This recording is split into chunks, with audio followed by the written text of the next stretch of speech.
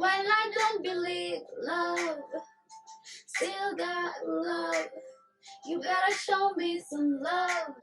All 2021. Period.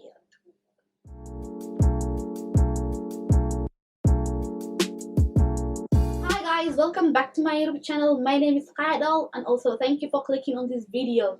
So before we continue with this video, I want you to give yourself a pat on the back because you deserve it like we all do. We should be grateful that we made it to a new year, healthy and living, literally. So yeah. The first thing I learned in 2020 was the importance of reading. I'm not saying I never used to read books, but like the books I read now are different from the books I used to read. The books I used to read were mostly from Wattpad, and they were like based on fan fiction or werewolves and vampires. But now the books that I'm currently reading or like I've read in 2020 are all about self-development and self-help books, and I realized they are really, really, really important. They show you like a different perspective of life. They expand your views and like your opinion on life and how to deal with things in life, and it's just amazing, you know. So one thing I'll tell you guys to do is, you know, start reading a book. I know people say reading is boring, book is so boring, but like once you find the right book and a book that, you know, really speaks to your soul, you're good to go. So number 2 of what I learned in 2020 is paying more attention to my thoughts. Like, what am I thinking? You know, am I thinking of positive thoughts or am I thinking of negative thoughts? Am I like degrading myself or like empowering myself and like saying positive affirmations to myself? Or like, am I on the other side of the spectrum? Are my thoughts negative or like self-degrading and self-love and self-hate and all of that? And I realized that we do this sometimes without even us knowing that we are doing it. For example, like, you know, you do something wrong or like you realize you don't know something. The first reaction, like the first thing that comes to our mind is like, oh my god, I'm so stupid. Like, no, you're not. It's just that our mindset is programmed. You know, our first reaction to anything is like, you know, the negative response come out first. And what helped me, you know, keep track of my thoughts and all of that comes to my first point, which was reading books. The books that I read give you self mechanisms and how to snap back out of a negative train of thought. So yeah, that's like the second thing, paying more attention to my thoughts. The other thing I learned is that life is unpredictable. Like, there's a lot of uncertainty in life, and sometimes you just have to know that that's just how life is. You don't have to like control every aspect of your life, and you don't have to know everything that's going to happen in your life, and that is fine. The thing I learned in 2020 was like, stop overthinking stuff and just do it.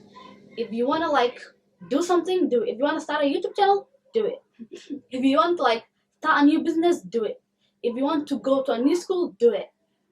Just stop overthinking. You know, the vicious train of thoughts that, you know, they just keep on coming back and back and back and back and back and back. Like, stop doing it.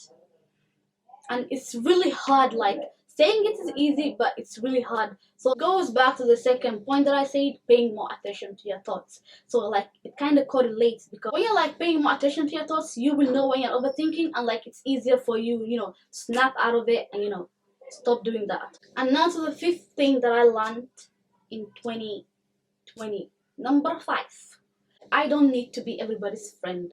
And I'm not saying this from a place of arrogance. I'm saying this from a place of, you know, just wanting to keep my peace and my energy, and also trying to cut like that part of me that always wants to please other people. So yeah, I learned how to differentiate between a friend and a best friend and a colleague and an acquaintance, and you know, that really helped me put things into perspective. Like, who's my best friend, who's just a friend, and who's just an acquaintance. You know, someone just, we talk to each other but we're like not that close. And I didn't have that before. Like, to me, everybody was my friend. So yeah, which brings us to number 6. Recognize things that don't serve you anymore. Like, things that don't add value to your life anymore, be it friendship, be it people, be it like clothes, shoes, an item, anything that really you feel like it doesn't add purpose or like value to your life or to your house or to just you in general. throw it out, throw it, throw it in the bin. And now to the seventh thing that I learned in 2020. Comparison is the thief, the stealer, the burglar of joy. Literally, like when you compare your life to someone else's life, you are going down the hill. Like you are setting yourself for disappointment after disappointment after disappointment. You are setting yourself for self-hate and self-doubt and all that bad energy that you really don't want in your life, and the jealousy that comes with it. Coming to number 8, it is all in God's timing.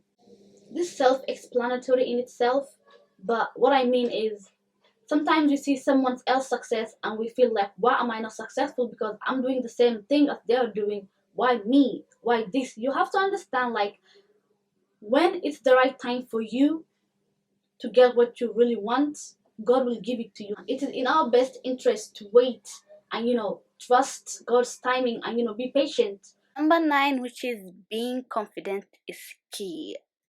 Being confident in who I am and what I believe in, and having faith in myself and believing in myself and knowing that I can do anything that I set my mind to. That is something I really like. It always used to be at the back of my mind, but like 2020 like solidified that in my head. Like, you can do it. You are confident. You are beautiful. You are worthy, and all that jazz. And so yeah, and knowing that my confidence does not come from a place of arrogance or like proudful or showing that I'm like better than anyone else, but it comes from me knowing that I have faith in myself and I trust in me to know that I can achieve what I want. And for me, that is confidence.